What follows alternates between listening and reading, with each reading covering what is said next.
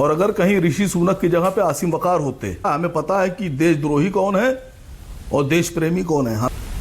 जिस दिन हमारे देश में भी धर्म पर चुनाव नहीं हुआ और अकल पे चुनाव हो गया तो सब पलट जाएगा। दूसरी बात, आप सफाई मत दीजिएगा, बीजेपी के लोग बैठे हैं उनसे पूछ रहा हूं, आपको क्यों बुरा लग रहा है सर जफर इस्लाम बोल रहे हैं? भाई ऋषि सुनक ब्रिटेन में ही पैदा हुए थे, वहीं पढ़े थे, वहीं के माने जाते हैं वो, उनकी जड़ें हिंदुस्तान में होंगी आसिम वकार, इसीलिए उनको सही मायनों में आपको ब्रिटिश ही मानना पड़ेगा। आसिम वकार, आप क्या कहते हैं? देखिए, वो चाहे ब्रिटेन के नागरिक हों, अमेरिका के हों, लेकिन उनकी जो जड़ें हैं वो भारतीय हैं। हाँ। दूसरी बात, अभी मैं सुन रहा था वो जो बैठे हुए हमारे शिवकांत शर्मा जी, देखिए सच्चाई ये है कि आर्थिक तौर पर, वित्तीय तौर पर इस वक्त ब्रिटेन परेशानी में है। हाँ। आपकी सबकी राय अलग है, मेरी राय अलग है। मेरा मानना यह है कि जब ब्रिटेन में धर्म के आधार पर चुनाव हुआ तो ऋषि सुनक हार गए, लेकिन जब अकल के आधार पर चुनने की नौबत आई तो ऋषि सुनक जीत गए। हर अकलमंद आदमी, अकलमंद दल, अकलमंद देश वो जानता है कि जब बहुत परेशानियां होती हैं तो जो उनमें से बेहतर है उसको चुन के लाओ तो परेशानियां दूर होंगी। जिस दिन हमारे देश में भी धर्म पर चुनाव नहीं हुआ और अकल पे चुनाव हो गया तो सब पलट जाएगा। अभी धर्म पे चुनाव हो रहा है, अकल पे चुनाव नहीं हो रहा है, इसलिए डॉलर 82-83 रुपए चला गया।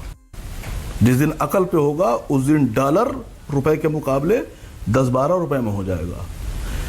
तीसरी बात, देखिए अभी बैठे हुए हैं जफर इस्लाम साहब, आप ब्रिटेन के मामले से खुश हैं और हमारे देश में किसी मुसलमान को गृह मंत्री तक नहीं बनाते हैं, डरते हैं। और अगर कहीं ऋषि सुनक की जगह पे आसिम वकार होते तो आज आरएसएस और बीजेपी के लोग ये प्रचार कर रहे होते ये गजवाए ब्रिटेन हो गया। पर होम मिनिस्टर तो मुस्लिम बने हैं आसिम वकार हिंदुस्तान में। एक दो नाम तो मैं ही बता दूंगा आपको अभी। हाँ बेटा, लगता है तुम गू खा के ही मानोगे। बात बीजेपी की हो रही है सर। हाँ। बात बीजेपी की हो रही है सर। बात आरएसएस की हो रही है सर। रक्षा मंत्री आपने नहीं बनाया। दूसरी बात, आप सफाई मत दीजिएगा, बीजेपी के लोग बैठे हैं उनसे पूछ रहा हूं। दूसरी बात, आप सफाई मत दीजिएगा, बीजेपी के लोग बैठे हैं उनसे पूछ रहा हूं। हाँ भाई, कैसी लगी आगे स्वाद? देखिए, सोनिया जी को मान लिया मैंने कि वो विदेश में पैदा हुई, भारत की नागरिकता ले ली कि आप किसी भारत के व्यक्ति से प्यार करना, उसके साथ आजीवन जिंदगी गुजारना, अपना देश छोड़कर यहां रहना, अपने पति के प्रति वफादार होना, अपने जो जिस देश में उनका पति रहता है उसके प्रति वफादार होना, अपनी पूरी जीवन काट देना, यह गुनाह होता है? नहीं, मैं पैरवी नहीं कर रहा सोनिया गांधी की। और राहुल जी तो इसी देश में पैदा हुए, उनके पिता भी इसी देश के पैदा थे, नागरिक थे, उनकी दादी भी, भाई उनको भी आप लोग नहीं मानते हैं।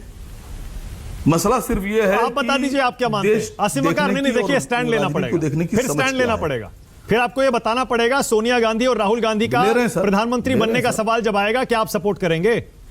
क्या आप मानते हैं सोनिया जी पीएम बन सकती हैं, बनना चाहिए? बीजेपी के खिलाफ कोई बनेगा सपोर्ट करेंगे सर। बीजेपी के खिलाफ कोई बनेगा सपोर्ट करेंगे सर। बीजेपी के खिलाफ कोई बनेगा करेंगे सर। ओके। और हमें पता है, हम लोग अपनी अकल जानते हैं, हमें अपनी अकल पे भरोसा है। हमें पता है कि देशद्रोही कौन है और देश प्रेमी कौन है। हमें अपनी अकल पे भरोसा है, हम पहचानते हैं, हम जानते हैं देश प्रेमियों को और देशद्रोहियों को। मैंने आपसे कहा ना, आपसे सवाल मैं पूछ रहा हूं कि डॉलर 82-83 रुपए हो जाए तो आदमी कह रहा नहीं बिल्कुल ठीक, पेट्रोल 100 रुपए में बेचेंगे, एक साहब मुझसे बोलेंगे 300 में बेचेंगे तब भी लेंगे, चुनेंगे मोदी जी को। साहब ऐसे धन्य लोग जहां जिस देश में होंगे उनको तो प्रणाम कीजिए और नमस्कार कीजिए और सलाम कीजिए। अच्छा, मतलब आपको लगता है कि अगर देश में मुस्लिम प्रधानमंत्री बना दिया तो डॉलर 10 रुपए का हो जाएगा? आसिम वकार, अकलमंद को बनाइए, बात मुस्लिम की नहीं हो रही है। मैं कह रहा हूं अगर आपको भरोसा है अमानक जी कि आपकी इतनी अकल है कि आप डॉलर को 10 रुपए में ला सकते हैं तो आपको बना देना चाहिए। सब में, अरे ये कॉन्फिडेंस तो सब में होता है। 140 करोड़ के देश में 100 करोड़ लोगों में ये कॉन्फिडेंस है कि हम पीएम बन सकते हैं, हम इकोनॉमी ठीक कर सकते हैं, तो 100 करोड़ लेकिन सर, पीएम नहीं बन सकते ना sir Asim sir Waqar. Sir sir sir sir sir जिन पे कॉन्फिडेंस नहीं, जिनको, अरे सुनिए सर, जिनको कॉन्फिडेंस था, जो 14 में भाषण दे रहे थे कि इज्जत गिरती है, अस्मिता गिरती है, उनको तो 10 साल टेस्ट कर लिया लोगों ने अरे ना। लोगों ने टेस्ट कर लिया, पर फिर भी कहाँ वोट देके इज्जत? बना रहे अब तो हैं। कपड़े जनादेश तो से उतरने करा दिए प्रधानमंत्री बनता है आसिम वकार, कहने से नहीं होता है। तो मैंने यही कहा, आपको क्यों बुरा लग रहा है सर? जफर सलाम अरे बोल रहे मुझे हैं, बुरा नहीं बैठे लग रहा है, हो, मुझे ये बोल लग रहे रहा है कि कम से कम जनादेश का सम्मान आप करना पैरवी करेंगे चाहिए। उनकी तरफ से? अरे लोकतांत्रिक व्यवस्था में रहते हैं, जनादेश का सम्मान करना चाहिए। नहीं सर, जो लोग सर, वोट सर, देकर सर, समझिए, अपनी सर, सरकार, समझिए, अपना सर, प्रधानमंत्री सर, चुनते हैं, चाहे वो जनादेश कांग्रेस का क्या है? चुने, सुनिए, चाहे वो सुनिए, बीजेपी सर, का सुनिए। चुने, चाहे वो अरे असदुद्दीन सुनिए, सर, आप ओवैसी बात के लिए सुनिए, वोट देते हो, जनादेश मत उनको समझाइए। संसद में भेजने के लिए अच्छा, उनकी अकल पर सवाल नहीं उठाना सर, चाहिए। ठीक है। सर 42% लोगों ने सरकार को वोट दिया और 58% ने सरकार के विरोध में वोट दिया, तो जनादेश का सम्मान कीजिए। करा ली बेइज्जती। अरे आप भी क्यों नहीं आसिम कर रहे वकार, हैं क्या बात करते हैं आप? खत्म। ये कैन डू जनरेशन है, कैन डू जनरेशन है।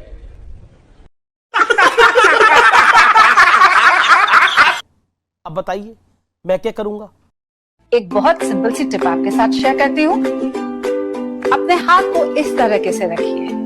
If you look at this from your side, आपका लेफ्ट हैंड आपको बी के जैसे दिखेगा और राइट हैंड आपको डी के जैसे दिखेगा। B and D. B for थोड़ी मदद रखिए। वे मैं तेरा मन पर